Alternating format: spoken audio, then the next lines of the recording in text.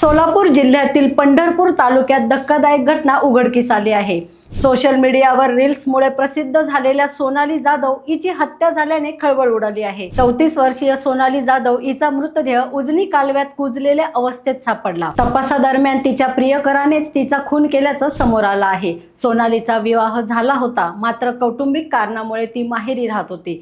याच दरम्यान गावातील तुकाराम उर्फ बुवा गावंधरे याच्यासोबत तिचे प्रेम संबंध जुळले। मात्र सोनालीच्या चारित्र्यावर संशय घेत दोघांमध्ये वारंवार वाद होत होते। दरम्यान वाढदिवसाच्या दिवशी सोन्याचे दागिने भेट देण्याचं आमिष दाखवत आरोपीने सोनालीला बाहेर बोलवलं।